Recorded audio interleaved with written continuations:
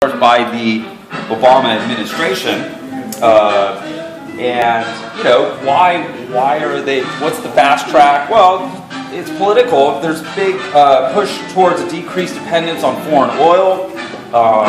The idea of combating global warming and moving towards cleaner sources of energy is also a big driving force. So, in 2009. The American Recovery and Reinvestment Act came out, and by 2010 there were projects underway to get large subsidies, so underlined there, large subsidies for the development of these alternative forms of energy. And so with those subsidies, in a way you can ignore some of that return on investment if you're not having to put that full investment in to get the energy out, right? Number 3, the expedited approval process that has been occurring as of late to get these projects on board does not allow for thorough review of environmental impacts, things like the destruction of habitat, scraping the desert to build these massive farms of solar and wind, the erosion on the landscape associated with building the roads through these habitats and also building the pads for the wind turbines and so on. And then the lasting effects, even after these fields have been removed, you can see those impacts continuing on in certain areas. If you look down below, there was an article by Jane Nielsen, Fast Tracking Wind Development on Western Public Lands.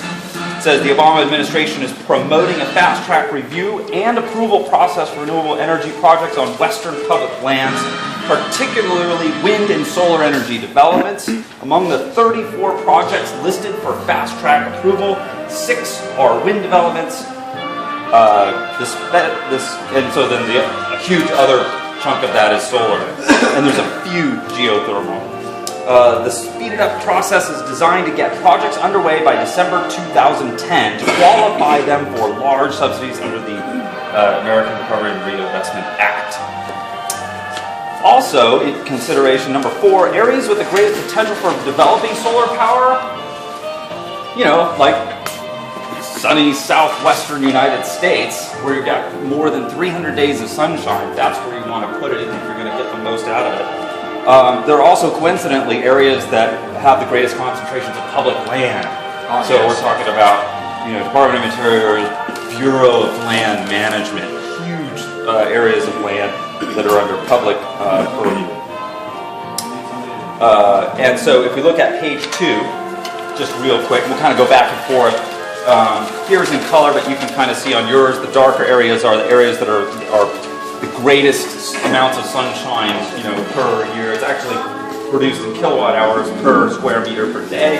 So in the sunny southwest, that's going to become the target for these big projects because it's a great suitable place for solar power, and then also because there's a lot of public land there.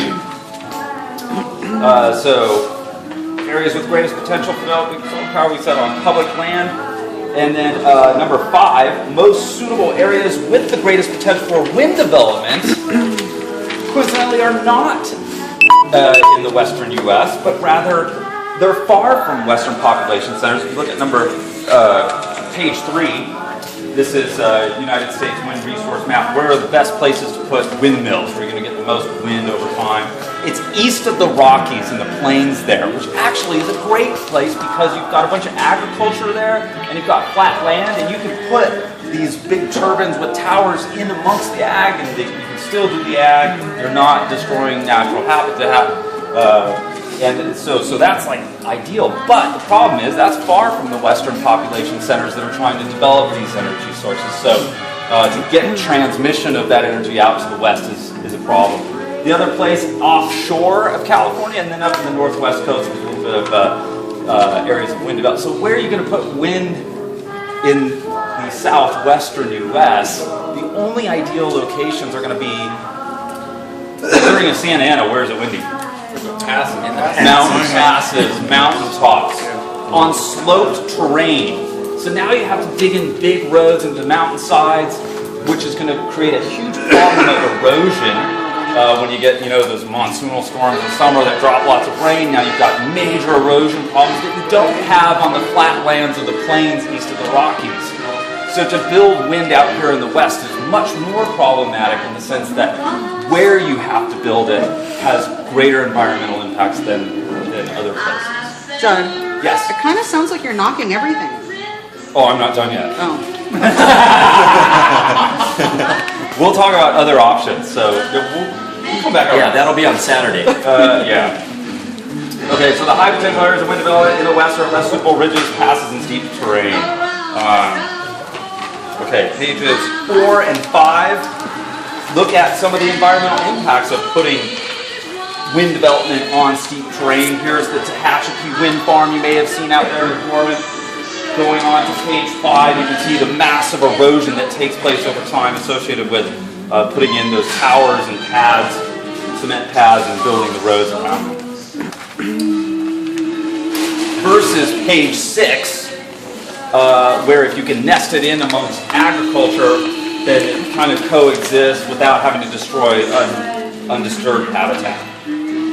And even, again, after time, page 7, you can see here's an abandoned wind farm that's been decommissioned, and that erosion... Oh, page 6 has figure 5, the little tiny one. That was the windmills on the ag lands. Right. Page 7? You're right. Okay, you're page right. 7. Continued erosion after the decommission of these. So even once you take the solar or wind farms out, you still have problems that are lasting. There's lasting effects. But wait. Right here it says, the terrain is generally not steep enough to create serious erosion problems. That's on page 6, right? Or what page is that on? Right, that's figure 4. Figure 4. So if it's not steep enough to create erosion problems, then why do you have erosion problems over here? Which page 4? Right That's here. on agricultural land. Figure 5 in the train. English, you got to read all Figure the 5 is Yeah. on page 6. For ag land. That's the ag land That's out in in the reference to Midwest. ag land. Okay, so That goes up on a So that river. goes with his point to, so this is an ag land. Yeah, now In this the is all- Midwest. these photos are within an article. You can go back and read the whole thing, and it'll give you the full story. So I'm just kind of quickly referencing things, so, and then you can go back and look at it. Okay, good. So moving on to page 9. So this fast track, this big push to get in solar and wind in the western U.S., what kind of implementation are we actually talking? What are the real numbers?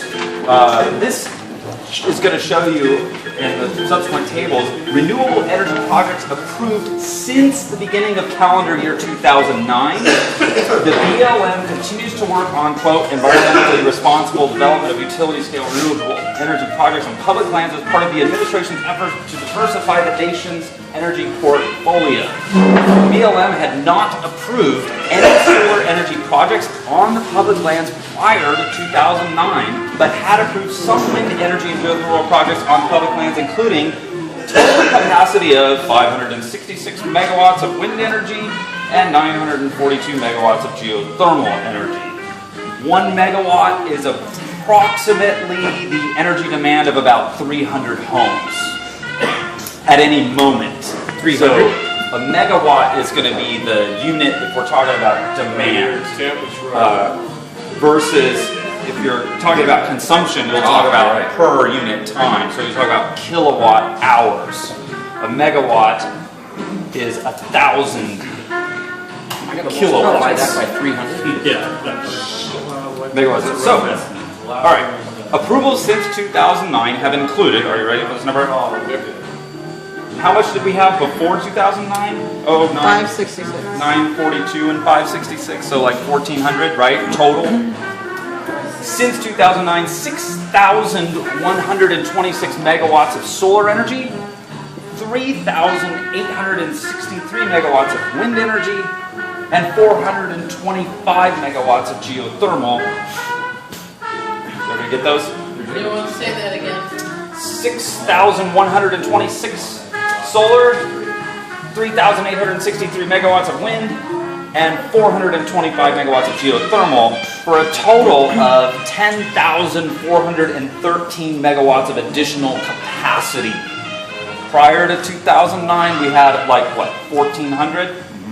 1,500. Now we're talking about over 10,000 megawatts. 1 megawatt energy demand of 300 homes. So if we look at 10,413 megawatts, that's the demand of approximately 3,123,900 additional households.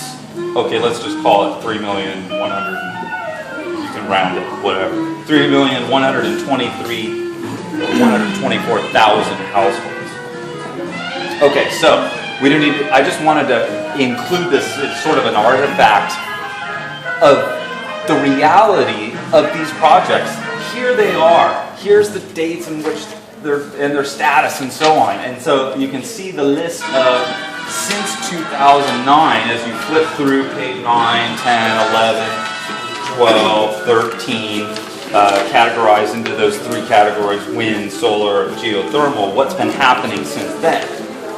As if that isn't amazing how quickly this has all been brought on board. On page 14, we have down there at the bottom, 97, plus, page 14 at the bottom, since February of 2011, the BLM is processing 26 additional renewable energy projects, 16 solar, 7 wind, and 3 geothermal. So you get a sense for the nature of this fast track. Things are just being thrown up like crazy. What are the impacts of that without having enough time to sort of review what could be the impacts? Going on to page 15 and on, you can see some of that, including one we're going to be going to the Ocotillo Wind Project. On page 15, superimposed over the greater San Diego area, just to get a sense for the magnitude of size of that project on page 15. Going on to 16. Let's see, what are we seeing on that picture? You see the rectangle? They've superimposed. You might be able to see it better on here. You're looking at the city of San Diego Bay in the foreground. You can get a sense for the size of the Ocotillo. Number 100. I mean, how much space all the wind turbines Right. take up? How For that one much- particular development. Yeah. What time is it? Stay with us. It's 220. They use numbers, Janice, I'm Still about confused by 45 what minutes out. number thing. Area, perimeter. Summarize in a minute. Yeah, I'll just, okay. Summarize it in a Can you minute. continue this in advance? Oh yeah, we can also continue. Yeah, so I'll just point out some stuff and then I'll maybe say a few more things in the van. Page 16, pre and post scraping of the desert in preparation for that wind project and, local outcry. Page 17 showing you some of the other projects and their environmental impacts on native desert habitat. And then some articles that I found, including some really interesting stuff about environmental impacts and some of the decisions that were made and how they were made in the subsequent pages.